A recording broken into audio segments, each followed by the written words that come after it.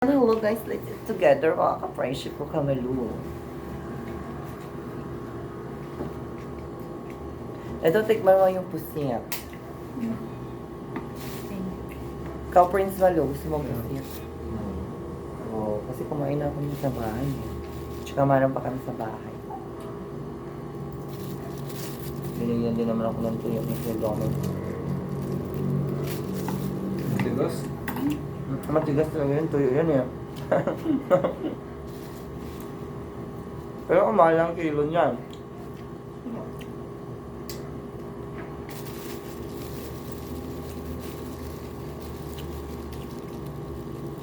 Ang tagalan? Sa Bicol. Medyo muwi na yung sasawa ko. Taga Bicol ka ba? Pero nagpunta kami doon sa Albay na yan. Sa Albay. Sa Mayon Volcano. Pumunta kayo doon? Out of town. Ay, sana all. Ako isang beses pa. Hindi, ano yun eh. Yung band namin, nag-perform sa isang ng 1 month. Ang banda ka? Singerist kasi siya, Jai.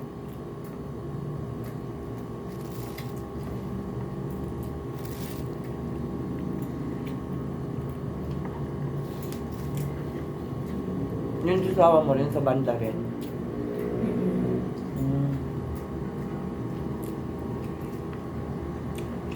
Ewan ko kung ano yung ganap niya ngayon. Wala siya na uwi. Kasal ba kayo nun? Hindi naman. Kasal kayo? Kung alam ko ngayon. Ang hirap naman nun, bakala. Hirap talaga. Akala ko ano lang, live-in lang. Matagal na rin kayo. Ha? Matagal na. Since 2011, kaya lang, ano na kami wala eh, parang 4 years. 4 years na. Ay, magpa-5 na pala. Kailang yun, laban lang. Buhay. So, alam ako yung baby ko eh.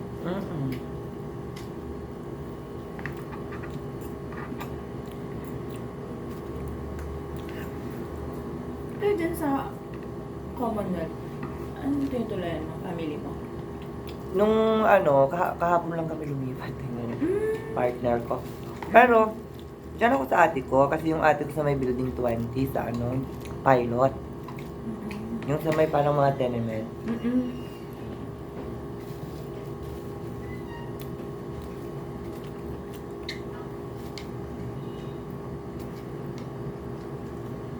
May sariling unit kasi sila doon. Diyan naman ako sa Commonwealth. Kay Jowa din. May jowa din. Kay Jowa. Ngayon, okay lang yan. Kasi hindi ka naman makapag-move on kung wala talagang ano. Sabi ko nga, hindi na eh. Ayoko na. Kaya lang may nakilala kasi ako. Gano'n naman talaga. Kung nasaktan ka, masasabi mo talagang ayaw mo na. Pero kasi hindi mo naman alam yung takbo ng buhay. Pero after 5 years old, ngayon Oo, ano, diba? life. Bago lang din tayo na Nagpo-form. laban. Marami-rami pang pagdaanan bakla.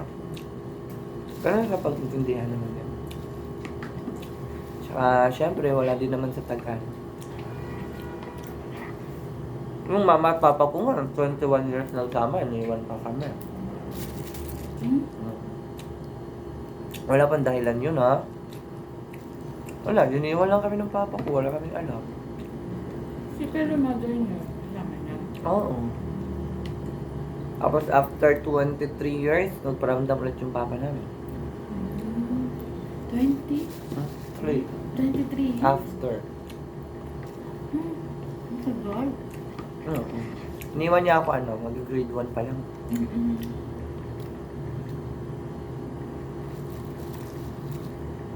Bumalik siya, tapos na ako ng college, nakapagtrabaho na ako. Ako yung bunso kasi. 5 kami. Pero tinanggap namin siya. Kasi, papa pa rin naman namin siya. Saka wala na tayong magagawa sa Pero nangyari. nasagot naman yung tanong na Bakit? bakit? Wali. Wala talaga. Tsaka, tinanggap namin siya, kaso yung papa namin, hindi tayo siya mapakalit sa isang lugar. Pinatuloy siya ng kuya ko sa Laguna, may bahay kasi yung kuya ko sa Laguna. Wala, umaalis pa rin siya. Hinayaan lang namin kung saan siya masaya, go. Pero may bagong family na. Hindi namin alam. Wala talaga. Ayaw niya umamin eh. Kasi imposible for 23 years, wala kang bago. Ay, yung mama ko nga na iniwan mo, nagkaroon ng bago eh. Pero walang anak. Kasi ayaw ko.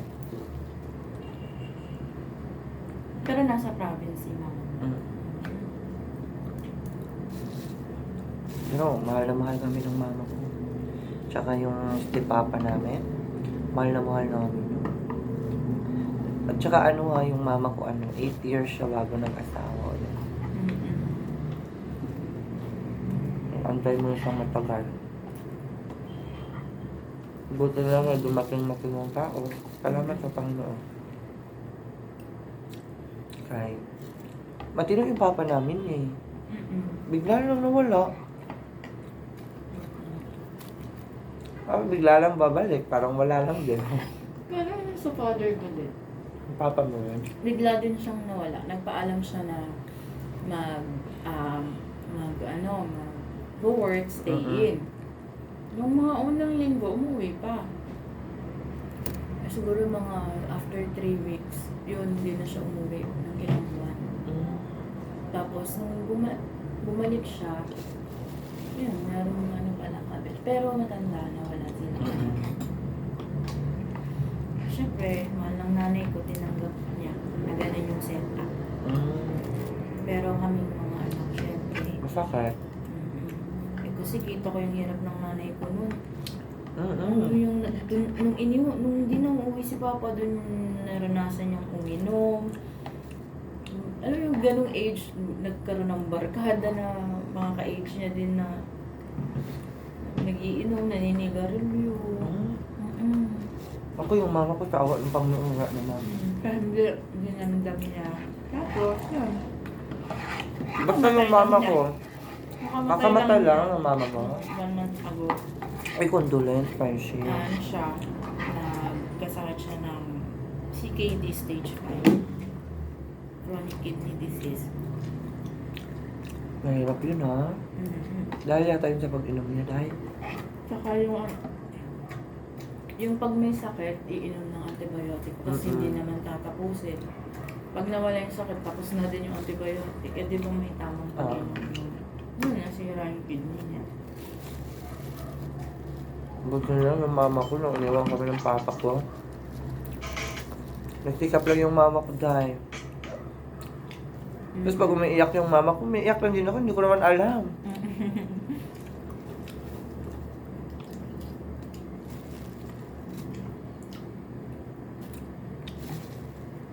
Pero ang bait ni Lord sa amin kasi iniwan mo kami ng papa namin, hindi kami iniwan ng mama namin. Yun. Yeah, sobrang. Tapos yung bago pa ang partner, okay. Diba? Sabi ko sa papa ko, wag mo akong papipiliin kung ikaw at yung stepdad ko kasi masasaktan ka.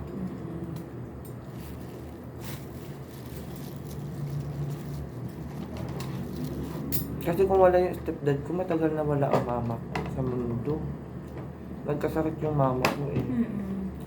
Yung mga kapatid ko, may mga asawa naman na. Ako na lang natira. Kasi kung wala yung stepdad ko na mag-aalaga, wala nang mama ko tayo. At least, di ba, nakakuha siya ng maayos.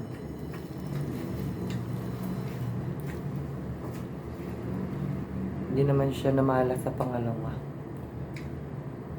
Hanggang ngayon, sila pa rin.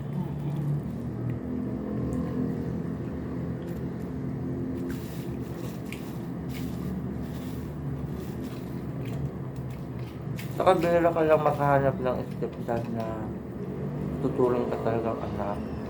Oo. Yung di ba lahura, Pero wala siyang family or anak. iniwan din. Yung Iniwan din stepdad siya. ko, oo. Kasal din sila ng asawa niya. Iniwan din. Yung mama at papa ko kasal din. Sama ng 21 years. Iniwan din kami. Hindi mo talaga masabi ang buhay. True. Mahirap nga lang minsan tanggapin. Kaya lang kung iisipin mo na parang nawawalan yung iba sa interest sa Oo. pagiging kasal. Kasi ang dami na yung case na gano'n na after ng naghihiwalay. Tapos ikaw naman nakasal, ang lalabas na lang sa bibig mo, kung alam ko nga lang na gano'n, hindi na ako nagpakasal. Hindi mo rin masisi yung iba. Diba? Kasi ako, sa experience ko ngayon, syempre yung partner ko ngayon, Gusto niya. parang hindi, sa part niya, sobrang pinapakilala niya ako yung proud siya na ay. Pero sa part ko, parang nahihirapan ako for him kasi alam mo yung parang ako yung nahihiya para sana kasi kasal ako, baby Oo. ako. Siya kasi wala, binangga. Pero alam mo, kung mabuti naman talaga siya. Oo, sobrang proud niya. Pinapakilala niya ako talaga sa Palagahan mo siya. sobra. Kasi ako nga bakla eh. Nakahanap nga akong may ng tao. Diba? For the second time around again, kasi namatayan na ako. Ng partner. Pagkatapos namin ng college,